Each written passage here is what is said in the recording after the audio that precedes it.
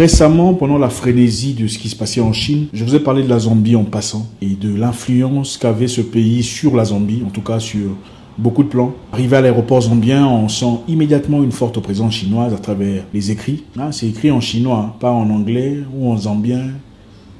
La présence chinoise dans la presse zambienne, qui clairement aujourd'hui n'appartient plus aux Zambiens, c'est-à-dire la radio et télévision zambienne, qui diffuse des messages bien écrits et préparés depuis quelque part. Les institutions dirigées ouvertement ou subtilement par des forces étrangères, forte présence des écoles chinoises en Zambie. Et je vous disais combien nous sommes peu à peu en train d'être dirigés vers une direction complètement différente de ce que nous sommes. Vous savez, il n'y a pas très longtemps, un monsieur zambien marié à une chinoise partirent ensemble dans un restaurant chinois pour manger. Évidemment, vous savez, vous êtes marié à une chinoise qui veut vous montrer leur nourriture, disant « Ok, chérie, on va dans notre restaurant déguster un peu de nos plats, tout ça. » Partis ensemble, arrivés à la porte, la gardienne a accepté la chinoise, mais a refusé de faire entrer le zambien dans le restaurant chinois. Et ça se passe à Lusaka. On accepte la chinoise, mais on refuse que le zambien entre dans le restaurant. Elle a dit, ce restaurant n'est pas pour les étrangers. Vous voyez comment on peut devenir un étranger chez soi. Au fait, aujourd'hui, la Zambie est devenue une colonie chinoise, officiellement. On ne peut pas critiquer la Chine, on ne peut pas dire quoi que ce soit sur la Chine, on ne peut pas remettre les choses en question, on ne peut pas revoir les régulations, sinon on va en prison. Et ça a créé un tollé énorme, un lever de bouclier collectif contre cette histoire. À Lusaka, en Zambie, chez eux, refusé d'entrer dans un restaurant sur la terre de ses ancêtres, sous prétexte qu'il est étranger. Après avoir encore demandé une fois de plus, la femme chinoise dit clairement, la chinoise peut rentrer, mais le zambien il rentre pas. Généralement, les noirs arrivent ici, c'est pour collecter ou récupérer la nourriture pour leur boss. Donc les noirs sont évidemment des domestiques, quoi. Ils viennent pour chercher la nourriture qui a été commandée par quelqu'un d'autre. Ils attendent dehors pendant qu'on passe la commande. On récupère la nourriture pendant qu'ils sont dehors. Ils récupèrent enfin leur commande et puis partent. Mais tout ce qui est chinois ou autre chose peut rentrer sans difficulté, sans problème. Et je pense que si ça ne vous fait pas mal, je pense qu'il y a un problème. Nous avons tous besoin d'investissements venant d'ailleurs. Mais est-ce qu'on peut faire des choses pareilles en Chine? Vous pensez qu'un Zambien pourrait partir en Chine et ouvrir un restaurant où il est exclusivement accepté des Zambiens ou des Noirs et pas les Chinois? Ce serait acceptable. Je pense qu'il est temps de réfléchir comme des adultes. Et moi, je pense même quand une personne t'offre des choses, des opportunités ou une vie, ou même quand une personne te paye l'école, ça ne veut pas dire qu'il faut tout accepter venant de lui. Il ne va pas nécessairement te dire de te déshabiller devant tout le monde pour faire plaisir à la galerie, seulement parce qu'il te paye l'école. Ça ne se passe pas comme ça. Je comprends et on admire ce que la Chine essaie de faire sur le plan infrastructure. Si c'est bien ça l'objectif, on arrive au point où il faut refuser l'entrée à un Zambien dans un restaurant chinois en Zambie. Je pense qu'il y a un problème. Deuxièmement, il y a quelque chose qui m'a vraiment bouleversé, choquant. Récemment, le maire de la ville de Lusaka, un Zambien, est parti dans une entreprise chinoise, libérer des ouvriers zambiens qui étaient retenus de force depuis une semaine. Retenus de force à l'entreprise, au bureau. Malz Sampa est son nom. Il est parti dans cette usine chinoise, en Zambie, pour dire, écoutez, il faut libérer les ouvriers. Ça fait une semaine qu'ils ne sont pas là. Leurs épouses sont venues chez moi pleurer. Ils sont renfermés ici de force. Pourquoi ils sont là?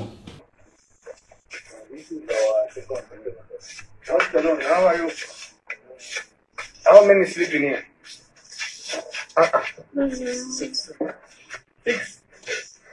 No social distancing. And then comes.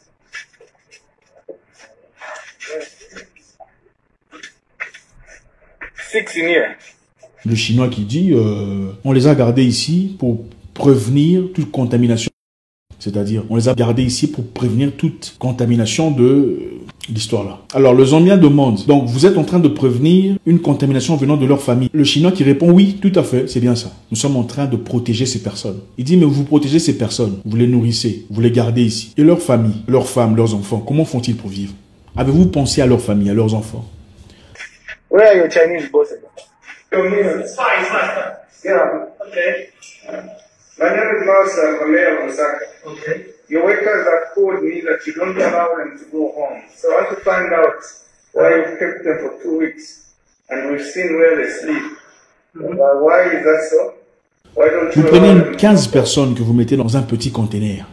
Vous pensez qu'ils ne vont pas se contaminer mutuellement si l'un d'eux est affecté? Because you know the corona issue. The corona issue? Yes.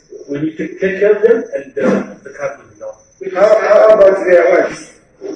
Who take care of their wives? Don't you know it's wrong to stigmatize? You understand what? Malheureusement, quelques temps plus tard, le gouvernement zambien a forcé à ce monsieur, Miles Sampa, le maire zambien, un homme, de s'excuser auprès des Chinois en direct à la télévision pour avoir été dans leur usine réclamer la libération de ces ouvriers zambiens gardés de force pour travailler. I therefore sincerely apologize to all the Chinese people. My calling is to respect. Incroyable. Je pense qu'à un moment, il a été obligé de s'excuser pour avoir dit, vous les Chinois, pourquoi vous maltraitez les Africains? Le maire de Lusaka a posé des questions pertinentes qu'un homme normal poserait dans telle situation. Un vrai homme, parce qu'il y a homme et homme. Un vrai homme demanderait des réponses. Pourquoi avez-vous renfermé ces personnes? Pourquoi sont-ils entolés sans informer leur famille, leurs enfants? Vous avez gardé des gens ici, des parents, des frères, des cousins, des enfants. Vous les avez gardés ici, sans que leur famille ne soit informée. Que sont-ils censés faire? Et s'ils sont le seul qui représente la force, le point de défense, le moyen de survie de leur famille, comment pouvez-vous expliquer ça? Ils ont trouvé des excuses, non, voilà, nous voulions les protéger de toute compta, machin. Quelle excuse bidon! Quelque temps après avoir été assez brave pour exprimer ses sentiments les plus profonds, il a malheureusement été obligé par ses supérieurs de s'excuser à la télévision. S'excuser auprès des Chinois, faisant un long discours de plusieurs pages, humilié devant les hommes, plié à 4. Ce monsieur ne faisait que son travail. Son travail est de s'assurer que personne ne soit renfermé de force, ségrégué, entolé, emprisonné, sans son accord, et sans que sa famille ne soit informée. C'est tout ce qu'il a fait. Il faut y aller jusqu'à quel point? Je pense qu'il est important. Si ça ne vous dérange pas, ça veut dire que vous n'avez pas compris. Ce qui se passe chez les autres, quelqu'un disait, quand le mal arrive à quelqu'un d'autre, il ne faut pas rire. Quand quelqu'un persécute une autre personne devant toi, il ne faut pas te moquer. Il ne faut pas prendre ça à la légère. Parce que prochainement, ça sera toi, si pas ton enfant. Et je pense qu'il est important que nous soyons informés, que nous comprenions. Comment ridiculiser un homme politique à ce point-là? Par contre, en Chine, quand les États-Unis accusaient ce qui se passait en Chine contre les Noirs, qu'est-ce que le ministre des Affaires étrangères chinois a dit? Il ne s'est pas excusé. Il n'est pas passé à la télé pour dire « je suis désolé pour ce que subissent les Africains en Chine ». Il est passé à la télé pour dire que l'Amérique arrête de s'impliquer dans des problèmes internes de la Chine. C'est ce qu'il a dit.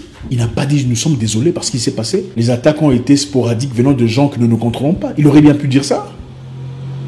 Pour essayer de diminuer la tension, il aurait bien pu dire « oui, il y a eu des gens attaqués, mais nous ne pouvons pas savoir avec précision à partir de quel point ils ont été attaqués ». Mais il a dit que l'Amérique arrête de s'ingérer dans les histoires personnelles de la Chine.